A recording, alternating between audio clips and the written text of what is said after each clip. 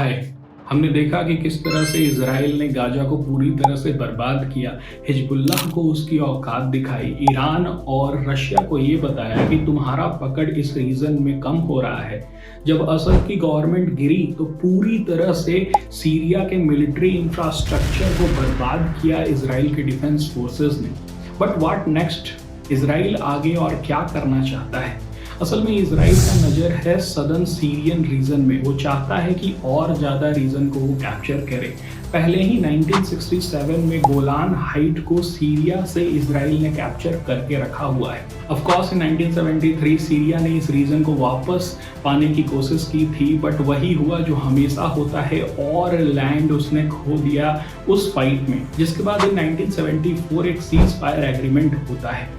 अब ये जो एग्रीमेंट है उसी को इजराइल ने अभी यूनिलैटरली तोड़ दिया है, ये कहते हुए कि असद की गवर्नमेंट अब नहीं रही, कोई लेजिटिमेट गवर्नमेंट नहीं है, तो वो एग्रीमेंट भी वैलिड नहीं है। अब यूएन इसके खिलाफ है, बट इजराइल इसी एग्रीमेंट को तोड़ करके सदर्न सीरिया में और रीजन को कैप्चर कर रहा है।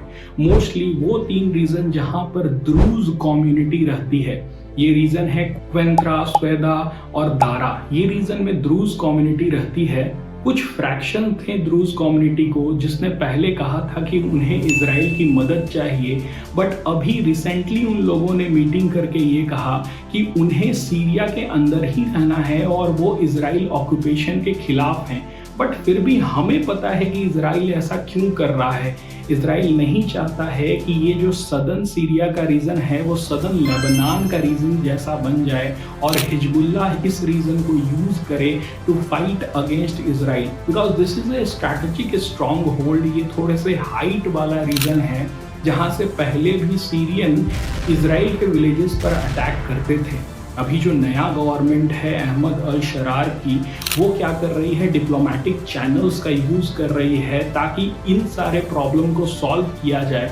But Israel is very adamant. वो चाहता है कि इस रीजन से जहां द्रूज कम्युनिटी रहती है सीरियन ट्रूप्स को हटा लिया जाए और इजराइल इन सारे रीजन पर कैप्चर करे। अब अहमद अल शरार के पास सिर्फ 3 विकल्प हैं। पहला तो एक्टिवली फाइट करे अगेंस्ट इजराइल। अगर ऐसा करता है तो वही हाल होगा जो गाजा का हुआ।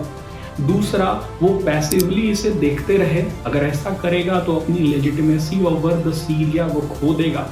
और तीसरा, वो तुर्की से मदद मांगे, क्योंकि सब कोई को पता है कि अहमद अल शरार एक पपेट है तुर्की का। इस सिचुएशन में तुर्की हेल्प कर सकता है सीरिया का, बट ऑफ कोर्स अहमद अल शरार ये दिखा रहा है कि वो इंडिपेंडेंट है।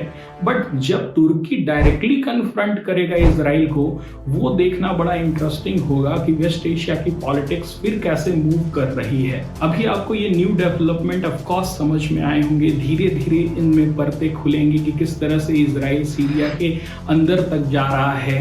आई होप आपको ये वीडियो पसंद आई होगी। If yes then please like, share and subscribe. Thank you.